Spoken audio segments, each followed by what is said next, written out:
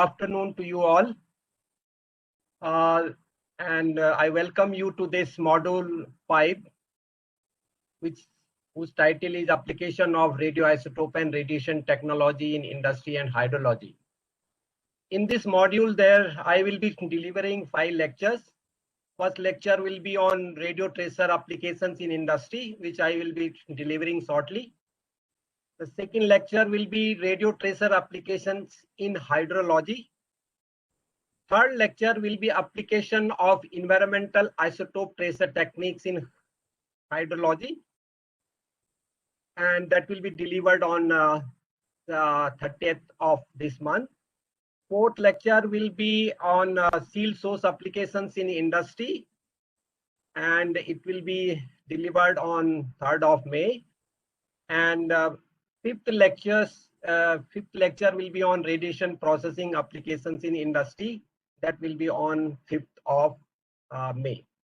So with this brief introduction about this module, I will now start the first lecture. As first lecture's title, I have already told you that it is a radio tracer applications in industry.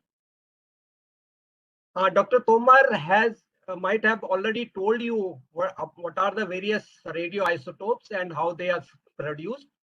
But let me briefly tell you that all these radioisotopes which we use in industry or in hydrology or in healthcare application or in food processing, they are all produced. Most of them are produced in reactors, and a few of them which are used in healthcare, they are also produced in the cyclotron. So as you know that in BRC we have we had many reactors. The first reactor was Apsara, which is decommissioned, which was actually commissioned in 1956, and now it is no more in operation. It was decommissioned in 2009.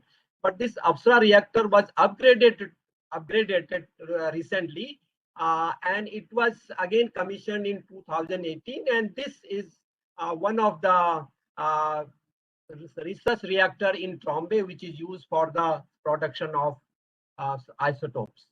Then we had Cyrus reactor, which was 40 megawatt reactor. It was commissioned in 1960, but it was again decommissioned in 2010. And the most important reactor, which is used for the production of the most of the radioisotopes in India, is the Dhruva reactor, which is a 100 megawatt reactor. It was commissioned in 1985, and this is today. Now we have two reactors, that is Apsara U reactor and the Dhruva reactor, which are used for the production of the various radioisotopes which are used in industry, healthcare, and food, agriculture. In addition to these reactors, one particular radioisotope which is called cobalt-60 is also produced in the power reactor, which are operated by the Nuclear Power Corporation. And this particular radioisotopes is produced in Rajasthan atomic power stations or Kakrapara atomic power station and Narora atomic power production. In addition to these these reactors, some of the fission produced radioisotopes are also used in industry, as they are cesium-137, strontium-90, and krypton-85. So with this brief introduction about the production of the radioisotopes, now I go to the main topic. Now, you see, obvious questions one will ask, that why we produce these isotopes? Very obvious questions. Yes, we produce them because they have applications. They have applications in agriculture. They have applications in healthcare, and they are also used. They have applications in industry and hydrology. Dr. A.K. Sharma might have already discussed you various applications of radioisotopes in agriculture and food. Dr. Ramamurthy might have discussed with you about the various applications of radioisotopes in healthcare. And now it is my turn. I will be discussing some of the commonly carried out radioisotope applications in industry and hydrology. radioisotope application in industry are broadly divided into two categories. First category of application is called unsealed source applications, or they are also popularly known as the radio tracer application. Unsealed means the isotope is not sealed, it is open. For example, if you want, it may be in a liquid form, it may be a gas form, it may be a solid form, it is open. But in case of other category of application, that is sealed source application, the radioisotope is sealed inside a metal container in a metal capsule, and the radioactivity never comes in contact with the environment. It is always contained inside the container. Only the beam of radiation like gamma radiation or beta radiation, they come out from this. So that is why they are called, these are the two categories: sealed source application and radio tracer application. So in today's lecture, I will be discussing with you some of the commonly carried out radio tracer applications in industry. Now,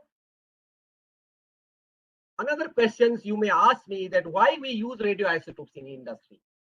Actually, there are many reasons why we use them, but some of the common reasons are listed here. If there is any poor quality of the product produced in any chemical reactors, to find out why the quality is poor, we use the radioisotope to investigate that what is the reason. Secondly, if there is a reduced process efficiency, means the reactor, the chemical reactor is operating at a reduced efficiency, then why it is being operated at the lower efficacy, we use the radioisotope to investigate that. Again, if there is any problem in the design of the existing process system, or if there is any new reactor which has been designed and put in the operation, to evaluate that design, we use radioisotope techniques to evaluate the design or modify the design of the existing system. Again, if there are some safety concerns like leaks and many other safety concerns, then again we use radioisotope techniques in industry. And if there is any impact on the adverse impact on the environment, then we again use the radioisotope. So these are the broad regions to use the radioisotopes in industry. Now let us discuss them. Now let me tell you about the principle of radio tracer technique. So let us first define what is a tracer.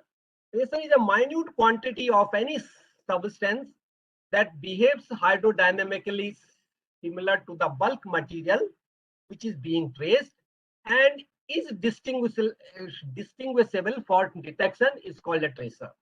So in case of the radio tracer, the quality which makes it distinguishable is the radioactivity, and because of that property, we can detect the radio tracer.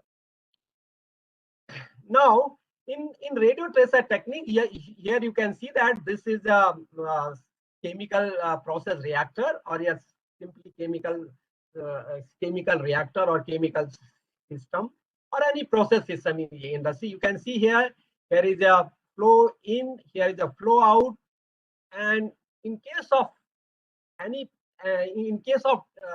tracing, if someone wants to trace the process fluid which is flowing in this system, a minute quantity of radioactive material, means radio tracer, is instantaneously injected into the inlet of the system, and its passage is monitored at the outlet, or maybe in case of a large system, its passage is monitored along the height or along the length of the system, and the radioactive concentration is monitored at the various locations. And we record the radio tracer concentration. Those radio tracer concentration curves are analyzed, they are treated, analyzed, mathematically modeled, and they give us a lot of information. They give us the information about the occurrence of the malfunctioning and flow behavior of the system. This is the principle of radio tracer technique. Now, what should be the property of an idle tracer? It should have similar physical and chemical characteristics to that of the material which is being traced. It should have at least one property distinguishable from the process material, and in case of, as I told you, in case of the radio tracer, that property is the radioactivity, and that makes it detectable. It should not react with the process material in case of physical tracing. In most of the radio tracer applications in industry, we will be talking about the physical tracing. Means we will be only here, the radio tracer will not be chemically reacting with the process material. But in case if we are studying the chemical kinetics or any chemical reaction, in that case, it should react with the process material. It should not absorb on the system or on its wall when it is passing through the system. It should be stable at the conditions prevailing in the system. Means generally in industry, these radio tracer applications are carried out at high temperature and high pressure. So the tracer which you are using should be stable at those conditions. The addition of the radio tracer into the system should not disturb the flow. So these should be the ideal property of an ideal radio tracer. And in most of the cases, radio tracer fulfill all these conditions. We have the radio tracer for tracing all the phases. We have the radio tracer for tracing the solid phase, gas phase, liquid phase, organic phase, and any other phase.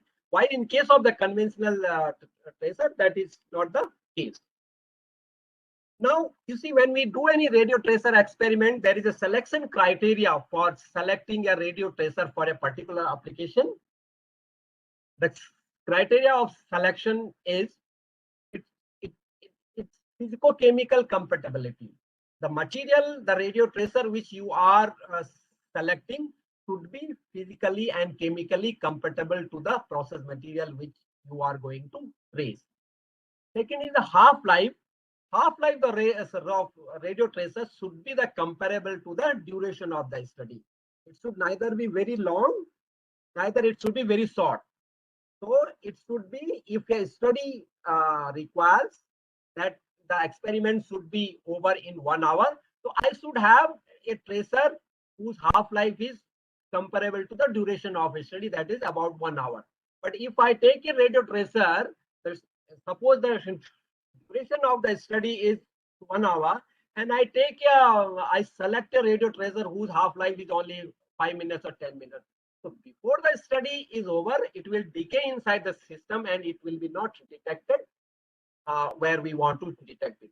So that is why half-life of the radio tracer is very important parameter to select a radio tracer for a study. And type and energy of the radiation. You see this in most of the radio tracer applications in industry, we use the gamma radiation. We do not use the beta. In a few experiments, in a few applications, we use the beta, but generally gamma emitting radio tracers are emitted. So that is why for industrial applications, we have to select a gamma emitting radio tracer, and the energy of the gamma emission, gamma emitting or of gamma rays which are being emitted, it should be sufficiently high so that they can penetrate through the walls of the system and get detected at the locations where you want to detect them. So that is why here the type and energy of the radiation is important. This should be stable in the hostile environment, as I have already told you, and they should have minimum radiochemical toxicity. They should not be toxic, and they should be easily produced in the reactors, and that the cost of production should not be very high. In some cases, the cost of production of some radioisotopes is very high. So generally people do not prefer to use where the cost is very high, particularly in industry. So there should be most of the tracer which are used in industry. They can be easily produced in the nuclear reactor. Now let us see the advantages of radio tracers. Now you can ask me why we cannot use the conventional tracers like chemical tracer, fluorescent tracer, magnetic tracer, and any other kind of radio tracer. Let me tell you that in industry there are no other alternative. We have to use the radio tracer only. And why we use them in industry? What are their specific advantages? They have a very high detection sensitivity. They can be detected even a dilution of 10 to the power 12 of that order takes place, a radio tracer can still be detected. So, and because of their high detection sensitivity, a very small amount of radioactivity is required to be injected into the system.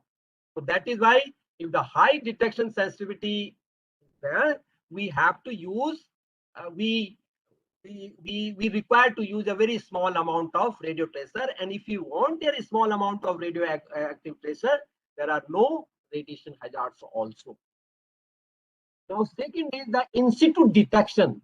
In situ detection means online detection. While doing the experiment, you see, you have to just mount your radiation detector on the system, on the wall of the system, and as the radio tracer passes through the system, it can be detected because the gamma radiations can easily pass through the thick walls of the system and get detected by the detector, which is kept outside or on the wall of the system. Physicochemical compatibility. In case of radio tracer, there is a wide range of physical and chemically compatible radio tracer is available. As I have already told you, we have the radio tracer for solid phase, gas phase, liquid phase, even organic phase, any kind of phases. We have the radio tracers are available. While in case of conventional tracers, there are only a very limited tracers are available and cannot be used in the industry because of they get degraded very fast. The availability in wide range that has limited memory effect is because these radioisotopes, radio tracers have very short half-life. Most of the radio tracer which are used in industry have half-life ranging from let us say from 1 hours to 40 or 40 to 50 hours. So they are all short-lived radio tracer. So when they are injected into the system, they die very soon. Within 4 to 5 half-lives, they completely decay. And in addition to this, they get diluted in a large amount of volume. So they practically they decay very fast. And if you want to repeat the experiments, you can experiments again. That is another advantage. The results are obtained at the site itself. When we do any radio tracer experiment, even soon after injecting the radio tracer, within a few minutes, within half an hour or maybe within 1 hour, we get all the results, and that's why they are preferred in industry. Now, these are some of the commonly used radio tracers in industry. You can see the tritiated water, tritium-3, is the only beta emitter we use in industry, and this tritium-3 is mainly used for tracing the liquid phase in the oil fields, which I will discuss tomorrow in one of the lectures. Sodium-24 is used again as a sodium carbonate is used for tracing aqueous phase.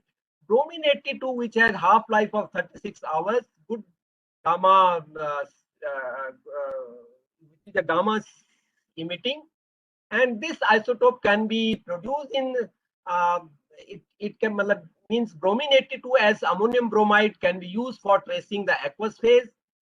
Bromine-82 as para-dibromobenzene can be used for tracing the organic phase. Again, bromine-82 as dibromo phenyl can be used for tracing the organic phase, and bromine 82 as methyl bromide can be used for tracing the gas phase. So you can see that one single radioisotope for and in three different forms is being used for tracing the three different kind of phases, that is organic phase, aqueous phase, and gas phase. For tracing solids, we use lanthanum and gold 198. And again, iodine 113 is used for tracing the aqueous phase. Molybdenum 99, again technetium 99M, scandium 46 is again used for tracing the solid phases, and krypton 79 is used for tracing the gas phase. So you can see practically for tracing the all the phases, we have the radio tracers available, and we can produce all these isotopes in our reactor, in the Urva reactor at Trombay. We are producing all of them and using. Now let's come to the what are the commonly carried out radio tracer applications in industry by us. First is leak detection in buried pipelines and heat exchangers. This is also one of the very commonly carried out application of radio tracer technique. Flow rate measurement in pipelines, canals, rivers, mixing and blending times measurement, the residence time distribution measurement, sediment transport in ports and harbor. The radio tracer are used for tracing the sands on the seabed. Effluent dispersion, for tracing the effluent dispersion in coastal waters, again radio tracers are used. Flow characterization in oil fields. This itself is a big topic for the discussion. Flow characterization using radio tracer in oil fields. Wear and corrosion rates measurement using thin layer activation analysis technique. And there is another new techniques which we have developed is called radioactive particle tracking technique. So these are the commonly carried out radio tracer applications in industry by our group, and I will discuss now these application one by one. Now you can see that there is a bank of heat exchanger. There are so many heat exchangers, and they are all interconnected, and they operate at very high temperature and high pressure. So if there is any leakage, sometimes it may catch fire and there may be big accident in the industry. So detecting the which heat exchanger is leaking is very, very important. And the leakage of heat exchangers also is, contaminate the products. Heat exchangers, they contaminate. If there is any leakage in the heat exchangers, they contaminate the product. There are no conventional techniques available for the leak detection. There are only radio tracers are used for online detection of the leaking heat exchanger, and that also without shutting down the plant. Biggest advantage of radio tracer technique is that we need not to shut down the plant. We did not to shut down the operation of the plant. And generally, when we do them, let us say here you have one bank of heat exchanger, and these are called cell to tube type of heat exchangers. There is a cell side, there is a tube side, and there is a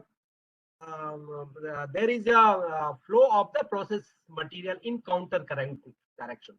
So what is done in radio tracer techniques? A small amount of radio tracer techniques is injected into the feed line where the pressure is high, in the line in which the pressure is high, and it is monitored at the different locations.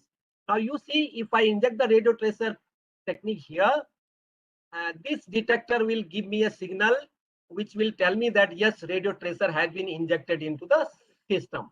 Now that radio tracer travels inside the heat exchanger. If there is a leakage in this heat exchanger, this tracer will leak into in the stream which is flowing in the opposite direction, and it will be get detected by this detector radiation, this detector D2. Now again the radio tracer will travel further, and if there is any leakage here in this heat exchanger, it will be detected by this detector. Again, if there is a leakage in this heat exchanger, it will be detected by this again, and Similarly, by injecting a small amount of radioactivity at the inlet of one heat exchanger, I can practically test all the heat exchanger which are looking. And we had done one experiment at Guwahati's refinery, IOCL Guwahati refinery, and we had found that out of the 5 heat exchangers, 4 heat exchangers were leaking, and that we in was just injecting one small amount of radio tracer, and within half an hour times we came to know that which are the heat exchangers are leaking. And based on our findings, they planned the shutdown for the remedial measures, and actually the main economic advantage is that the downtime of this plant is reduced. It saves the industry a huge amount of money, which ranges from 50 crores to 70 crores.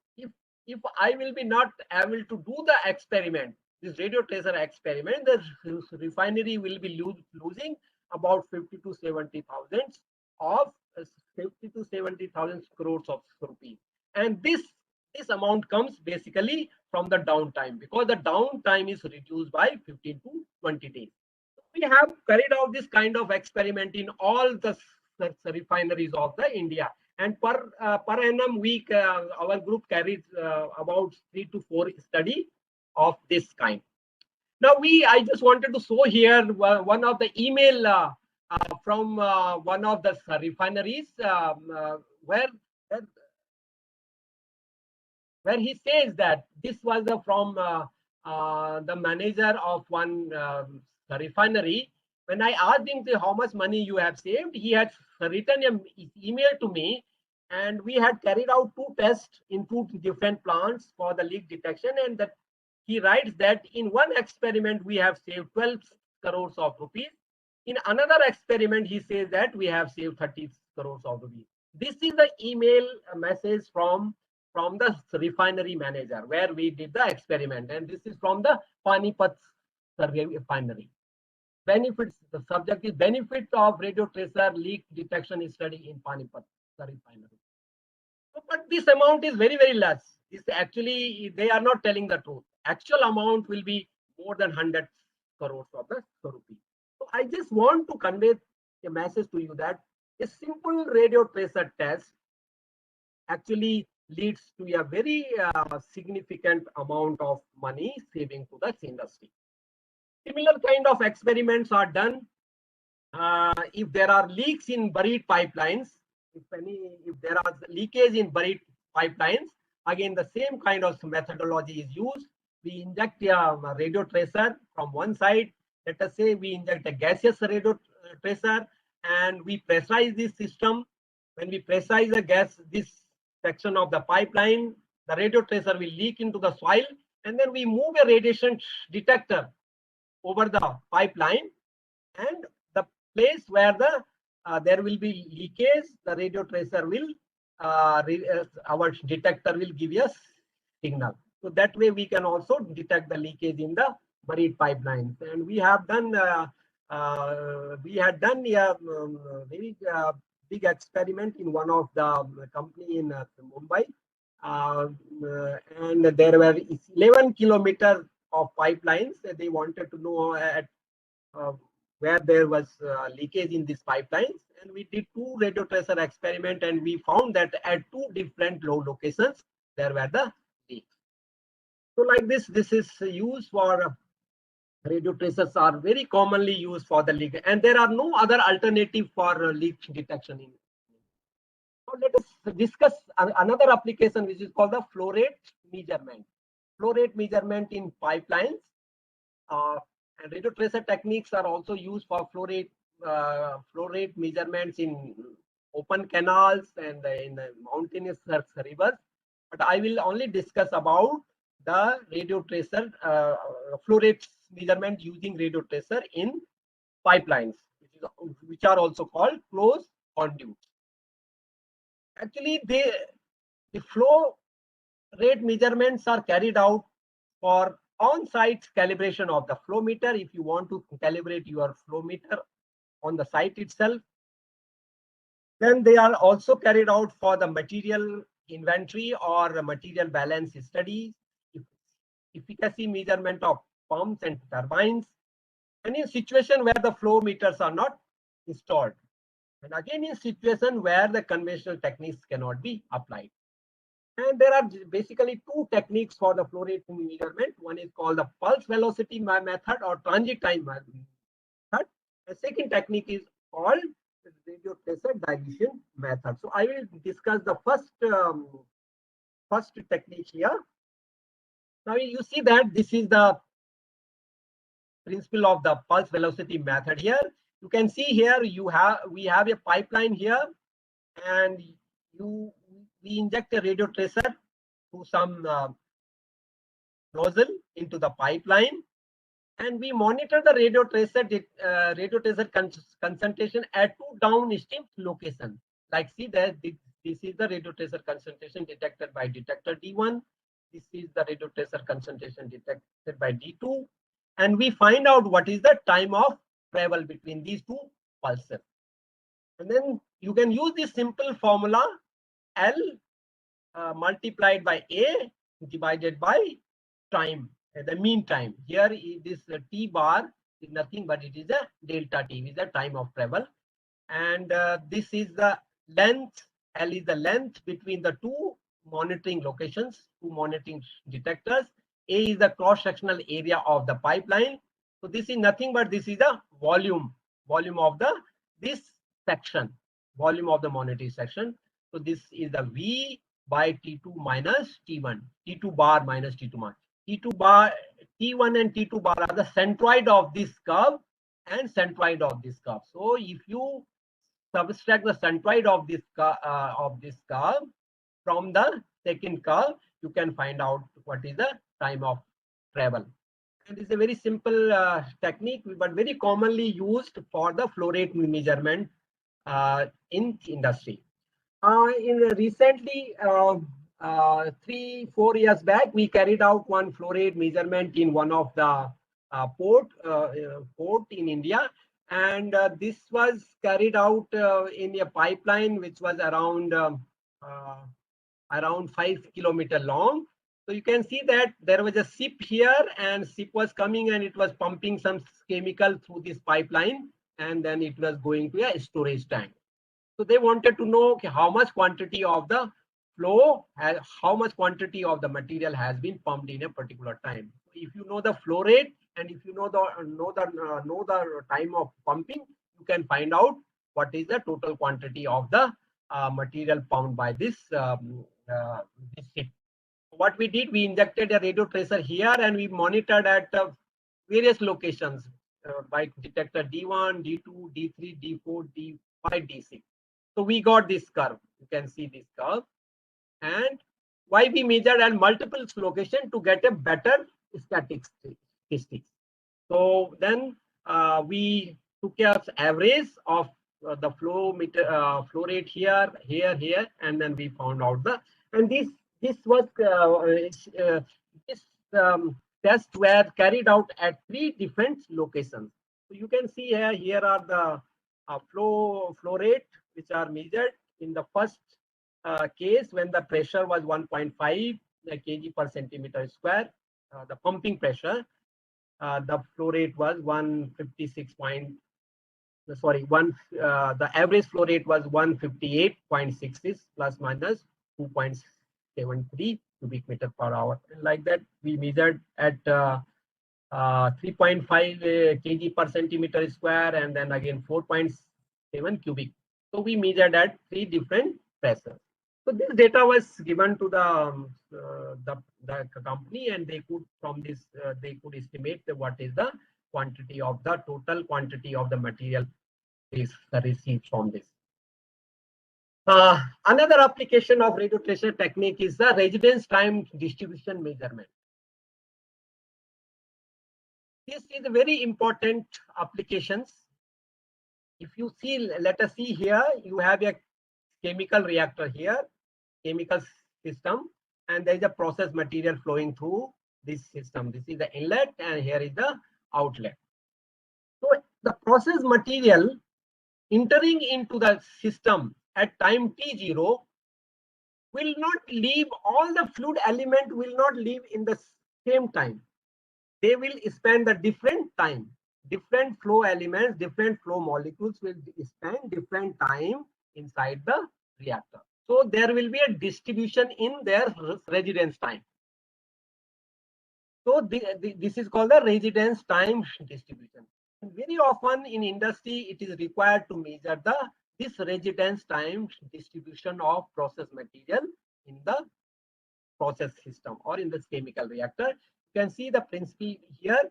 We inject the radio tracer into the feed line and monitor the passage of the tracer at the inlet. This is the inlet radio tracer concentration, and here it is the outlet. At outlet, you can see that this is the curve at the outlet.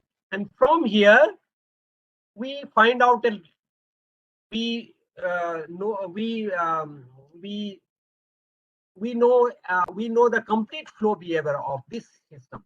So like this technique, this RTD measurement is used for identification of the malfunctions. The malfunction like this is also used for the leak detection or the bypassing or channeling.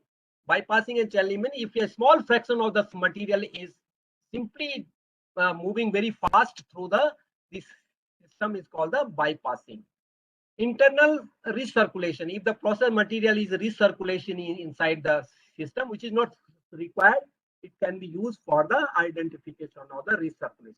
And it can be used for the determination of the mean residence time and hold up of the material. When the quantity of the material in staying at any time inside the system, that is called the hold up.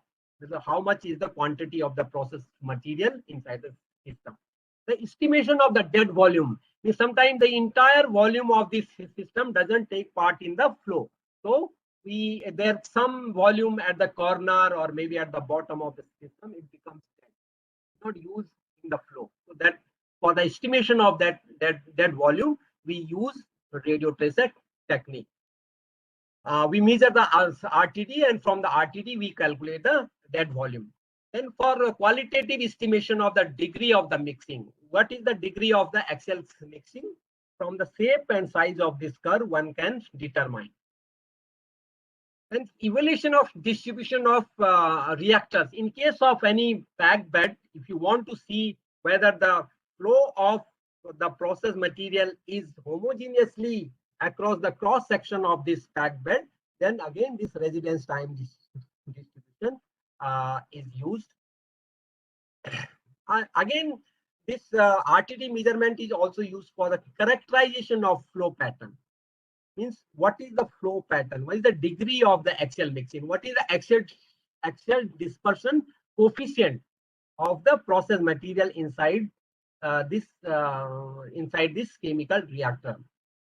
Then again, as I told you in the beginning, this is also used for optimization of the design and operating condition of the pilot skills system. When your reactor is being designed, if we do a RTD measurement in that reactor at the design stage itself, we can optimize the design as well as the parameter of the operating parameter of the system. And it is also used for the verification or development of the various flow models. So I will just give you example. This is a reactor which is used, which is called the soaker drum. It is used for processing of the crude oil. And what was happening in this experiment was this RTD experiment was carried out in Haldia's refinery of IOCL. And it was carried out for the problem in this reactor was the production of more gaseous product and suspected back mixing.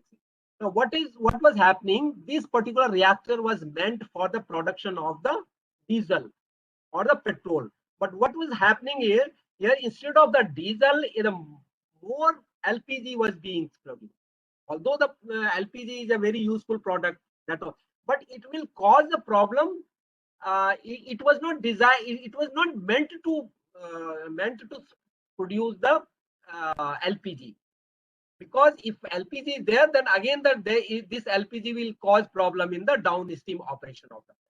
So in this reactor, it was meant for production of the diesel, but what was being observed, half of the product was the LPG. So which was not the desired condition. So they told us that let us there is some problem in our reactor and let us find out the cause of this. And they approached us, and what we did, we injected bromine 82 was the radio tracer which we injected here at the inlet of the system here, and it was monitored at the inlet and at the outlet using these tools, the radiation detector. And the activity used in one RTD curve was, in RTD measurement, was about 5 millicurie per test was the amount of the radioactivity. Now you see that this is the curve which we got at the detector. Here at the inlet, it was just like a delta pulse. It was an instantaneous injection. So we got a delta function input here. Delta function input, it was just a very sharp peak. At t is equal to T0, we got a spike here. That's it. So that spike told you that T0 was our time of entry of the radio tracer into this reactor. But if you see at the outlet, we got this kind of curve. You can see that this curve has two distinct portions, two distinct sections. In one section, you see that this is the first section where you have a very high peak here. And then in the second part of the curve, you can see that there is a long tail. So this long tail is due to the back mixing of the process material, which was not desired actually. So this was the reason the back mixing means flow was means the process material was going in, and it was again coming back like this. The process material goes from here, and then it comes back here again, and it comes again back here, then it goes here. So it was like recirculating like this. So that causes the back mixing of the process material. And if back mixing takes place in any system, it will spend more time inside the reactor. If you spend the more time, the more cracking will take place, and more cracking takes place, and more gas will be produced. So that was the reason, and they wanted to know how much is this contribution of this back mixing. So what we did, we modeled this residence time distribution curve. We did the modeling. This is a physical model. Means here the reactor is this reactor is represented by this model. Say, means this is the inlet. The process material goes in, it splits into two parts. In one part, goes very fast inside the reactor and appears at a intense peak like this. So this peak corresponds to this stream of the reactor. So basically, there are two flow streams inside the reactor. And the second stream goes here, and in the second mixing, there is a recirculation. The second stream is represented by a series of ideal tanks associated with some dead volume. Dead volume with the recirculation. So means the recirculation, as I already told you, that first stream goes like this, it goes from here and it comes out. But in second stream, when the process material goes from here, it will recirculate like this. Recirculate. And this kind of flow is represented by this model. And this is another curve. And you see that we did the experiment at different operating and process conditions. The temperature in the reactor was around 400 plus degree, 450 and so on. And we did 5 experiments, and we found that 50% of the material was just bypassing or just going very fast. This P corresponds to 50% of the material. Okay. And this rest of the P corresponds to fixed. So if you find out the area of this peak and area of this curve, you will find that area will be 50-50. So from the model also we got that, you see, from the model also we got the flow rate in this stream. Flow rate in this stream was 50-50. So here you can see here in this stream also, in the plug flow stream, the flow was 0.5. Here also it was a 0.5. Here it was 0.5, 0.5, like that. Got. And based on our this finding, the design of the whiz breaker, this plant is also called the whiz breaker plant. This design of the whiz breaker plant was modified, and instead of actually there were actually plates inside this system. Actually, there were plates inside this system, baffles. Actually, earlier it was just simply a drum, but after modifying that design, perforated plates were mounted at various locations. So that was the modification done, and this modification was done, and this was done by the Indian Institute of Petroleum, Dehradun. So this was their design for the this Haldia's refinery. After this modification was done, they found that they wanted to do one more set of experiment after they did the modification, but then they found that because then there was a very negligible amount of LPG gas was produced.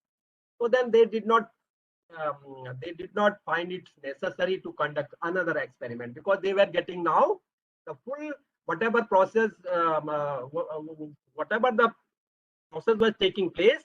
From that process, only the diesel and petrol were produced, and the component LPG component was very, very small. So you can see that how radio tracer are used for improving the design of the chemical reactors in industry. That was a typical example.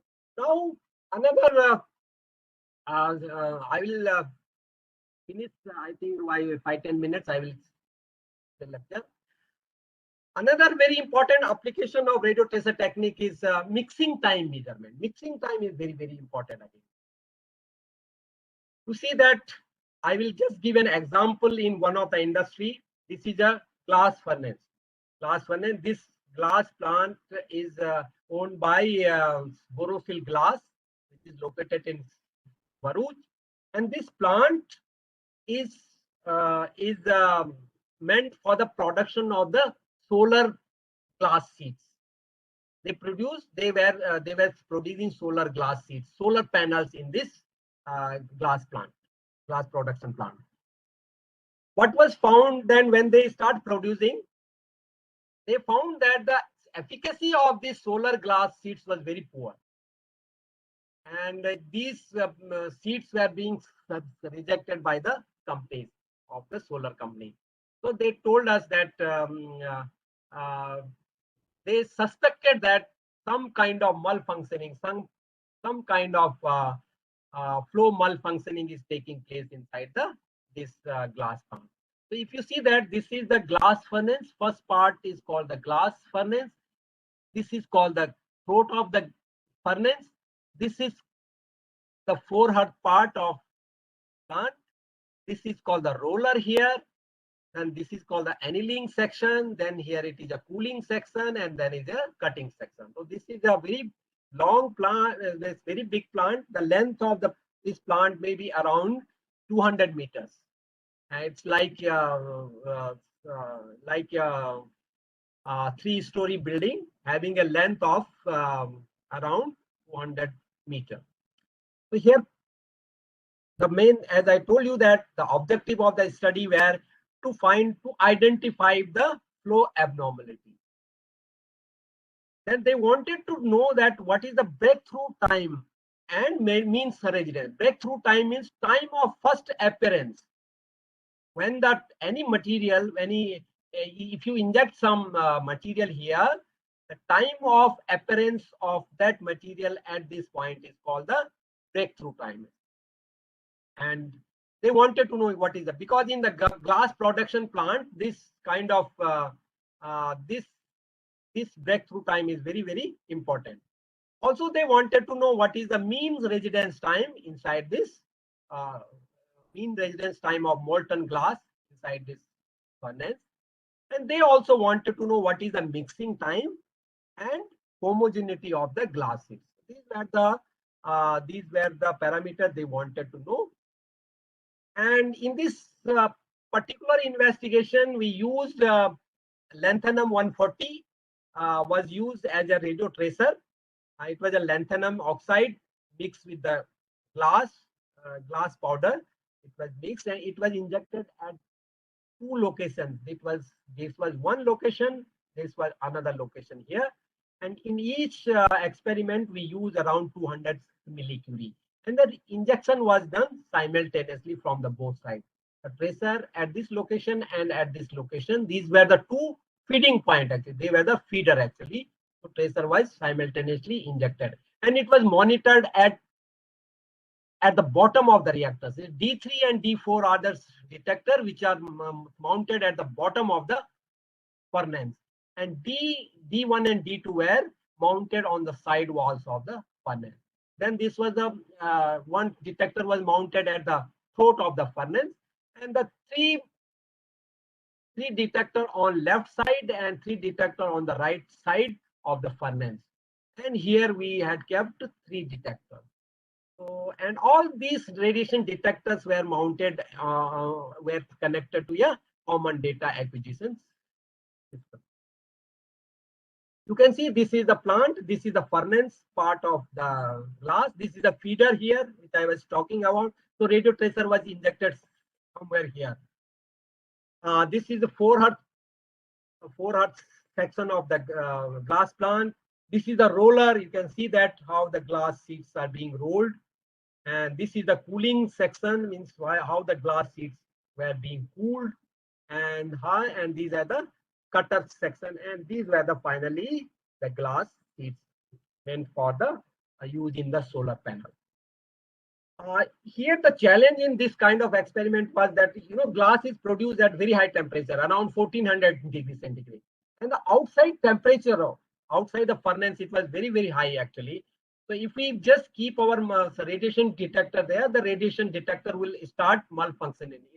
It won't work after 40 or 45 degrees centigrade. So what we did, we made a cooling jackets actually, and chilled water was supplied to cool the radiation detector. So you can see this is the radiation detector, and inside this there is a collimator also.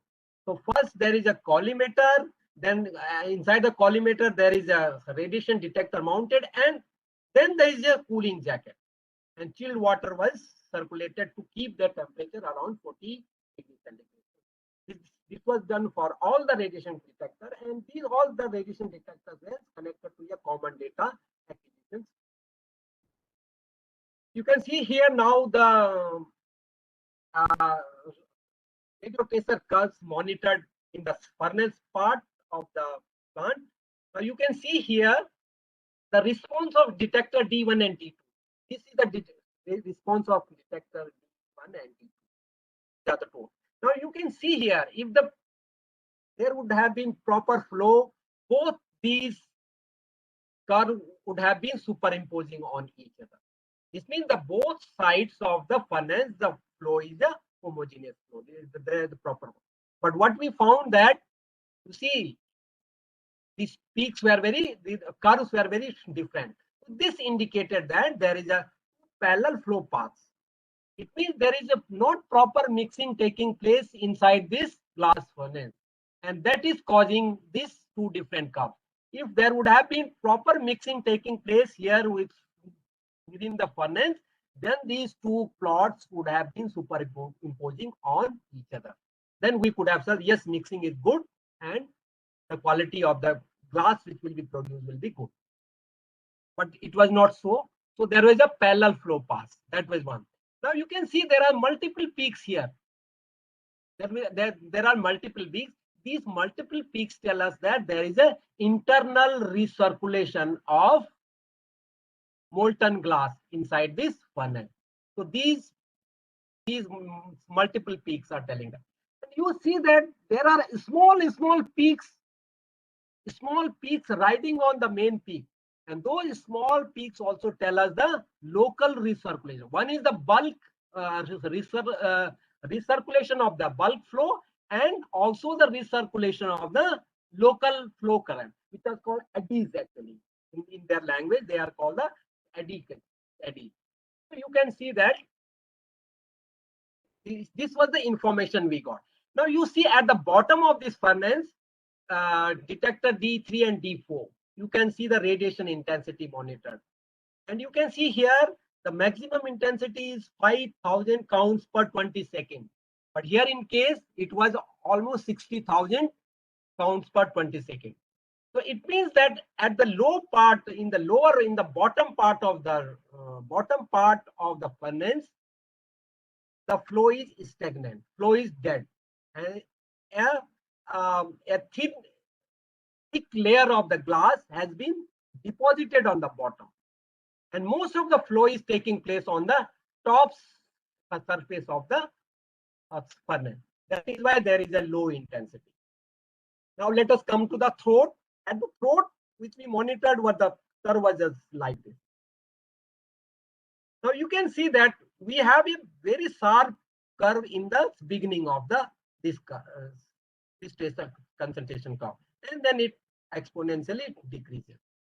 So this curve, this portion of the curve tells us that there is a bypassing of the flow. And when we estimated this bypassing, it came to be around 10%.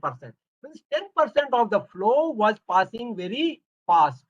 It was spending a very lesser time inside the system.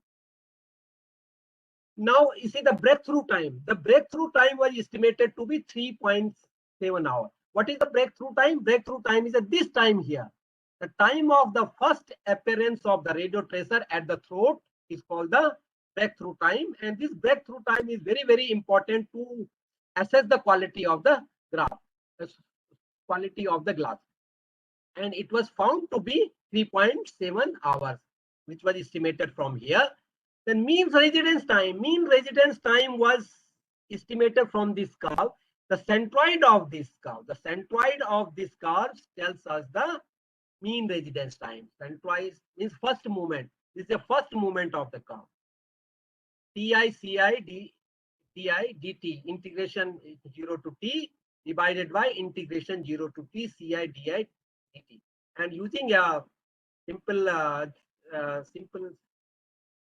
rule, this can be numerically estimated, and we can find out the mean residence time. So mean residence time in this experiment was found to be 31.3 hours. And if we compare this experimentally measured time with the theoretical time, this theoretical time is nothing but it is equal to volume divided by Q. This is the theoretical time. Theoretical time is the design, is also called the design time. So is estimated using this formula, and the experimental time is determined from this formula. And if you compare this you can find out the dead volume. So dead volume is nothing but it is shown here in this formula, 1 minus t bar divided by tau and multiplied by 100 is called is the amount of the dead volume inside this. And it came out to be about 30%, which I told you, because this 30% was because there was a glass layer which was formed at the bottom of this furnace. Again,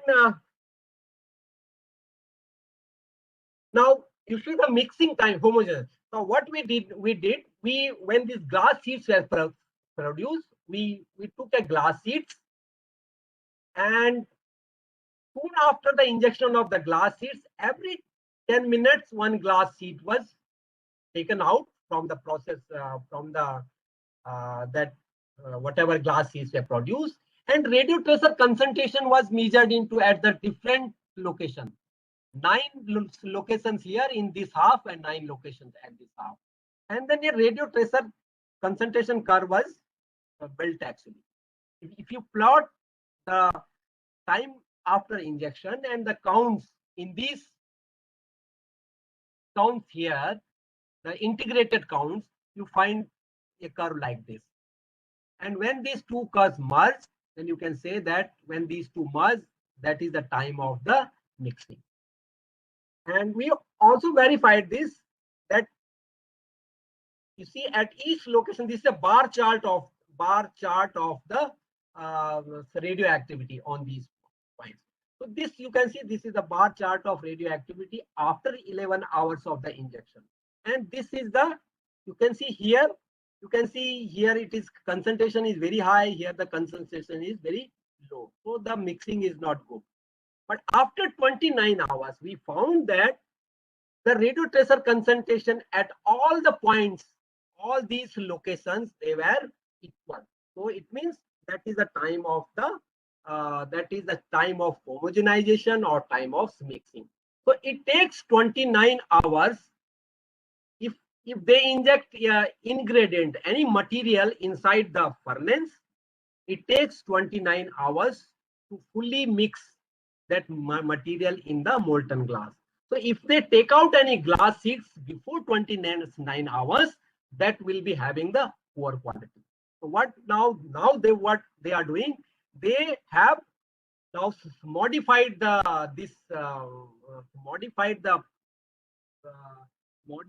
design of this glass furnace. And after they modified, we did another set of experiment, and then we found that many of the malfunctions which were encountered in this first experiment were not there in the second experiment, and the homogenization time was found to be reduced to 11 hours. So that was the finding. And based on this, our experiment, they have also designed a new furnace. Anyways, because of the lack of time, I will quickly finish in 5 minutes. Again, another application of radio tracer techniques is wear rate monitor. Wear and corrosion rate monitoring using thin layer activation analysis techniques. And in this technique, what is done, that if you take any metal part of a metal coupon, you irradiate with the proton beam, and when we irradiate with the proton beam, this cobalt 56 is produced, which is a gamma emitter, and then that is subjected to that coupon or that part is subjected to wear, and that reduction of the radioactivity is monitored with time, and that reduction tells us what is the time, what is the wear rate of this material. So we had done one experiment in collaboration with the Indian Institute of Petroleum. These are the gears of some car, this automobile gears, and they wanted to know that what is the wear rate of these automobile gears at different lube oils. Because they had designed and produced some 4 different types of lube oil, and they wanted to see what is the wear rate of these gears with these 4 different lube oil. And we did the experiment, and we found that this L4 was identified to have the best anti-wear behavior actually. And because based on this finding, they could reach to the conclusion that out of the 4 lube oil they were producing, the L4 was the best. And then that in future they transfer that technology to some private company for the mass production of this lube oil. So this is another very practical example of how the radio tracer are used for the to measure the corrosion rate. This is the last application which I will be discussing. This is the radioactive particle tracking technique. This technique is mainly used in the pilot scale system and the laboratory scale system. This cannot be used at this stage. It is not being used in the industry, but we are using this in pilot scale and laboratory scale system. Actually, what is done in this technique? In RPT technique, the motion of a suitably designed particle is tracked using an array of a radiation detector, which are mounted around any flow detector.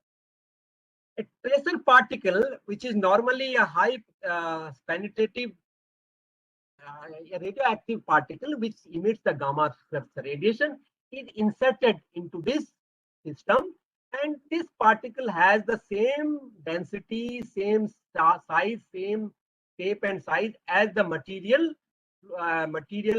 flowing inside this system. And this is inserted introduced into this system. This will start dancing, or this will start flowing inside this system. So wherever this particle goes, there is an array of the detector. They sense the radiation. They sense the radiation, and from this radiation, we can find out the position of the particle at any point of time. The position of the particle as a function of time and as a function of space is found out. And before doing that, a calibration is done. A calibration is done by mounting the tracer particle at various locations and then measuring the counts. So the calibration data and the actual experimental data, from those data, the position of the particle is estimated, is calculated. What is the position of particle at the different time? And from this time, we can find out the locus velocity. Then we can find out the average velocity. We can find out the flow rate. We can find out all the quantities which are used in chemical engineering or in the flow dynamics. So this is the techniques which has been we implemented this technique in a company in a bioreactor in Pune. In Pune, there is a company which is called Thermax Limited. They had designed one bioreactor for the processing of the waste water, and they wanted to know inside this reactor there are some material moves inside that, which is used for the processing of the wastewater actually. So they wanted to know the movement of this material, and this is one particular element of that material. They call it wagon wheel type of material, and this material recirculates. So they wanted to know how this material is moving inside the system. So what we did, we labeled this wagon wheel one element of that process material with a cobalt 60. We took a very small, not cobalt 60. We took a scandium 46 glass particle, which has 1 millicurie of activity. So we drilled a small hole here, and we inserted that glass particle inside this, and we just put some araldite epoxy on it, and we sealed it, and then it was put inside this reactor, and the flow started. So you can see that these are the detector which were mounted all around the this system. There were around 22 detectors which were mounted in this system, and the experiments were conducted at various operating conditions. 4 operating conditions we used, and from this experiment you can see that this is the occurrence density of the particles. So you can see that at this location, which is of the one corner, means of the one side of this reactor, the occurrence density was less. At the center also, the occurrence density was again less, and again in the left hand side, when in the beginning of the reactor, the occurrence density of the particle. Occurrence density means the number of the visit a particle makes to this box. Actually, this is this location. This is a unit location. Actually, this reactor is converted into a small volume of unit volume, and then the radiation, the visit of the radioactive particle is estimated inside that unit volume. And in this particular case, you see that only the occurrence density was very, very low in the beginning of the reactor. You can see the occurrence density was very, very low. Only it means the particle was only recirculating in the one side of the reactor. So, and this is one particular track how the particle is moving from one end of the reactor to the other end. The particle will move from left to right, and then it will move here, and then it will move on. So this is the track of that one. And based on this, we told that there are around 25 to 30% of the volume is not utilized properly. And we told them to change the design of this reactor. And based on our findings, they did a lot of modification in the design of this reactor. And after we told them these are the problems, they modified, and now they got the good efficiency of the wastewater processing. So this was another example of how a radioactive particle tagging technique can be used for the flow visualization or tracking the flow inside the reactor. So in summary, I would like to say that in BRC or in Board of Radiation and Isotope Technology, we have all the required infrastructure, facility, and expertise to conduct the radio tracer experiment in this industry. Presently, the technology is being implemented in industry on a very modest scale, because India is a very big country, and we really need to create more awareness in industry, so that industry can use these applications, can be benefited from this technology. The level of the applications is growing, but it's still not commensurate with the size of the Indian industry. Indian industry is very big industry, but we are still growing. Actually, there is a need. There is a growing trend in the application of these radioisotope techniques in industry. There is a strong need to create more awareness in industry about the radioisotope technology to exploit its full potential.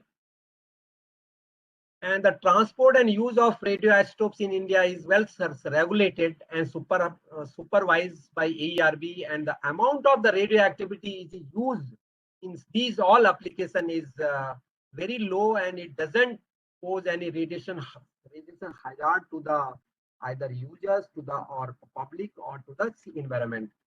And this is all what I have to say. Thank you very much. Sorry, I have taken a little more time.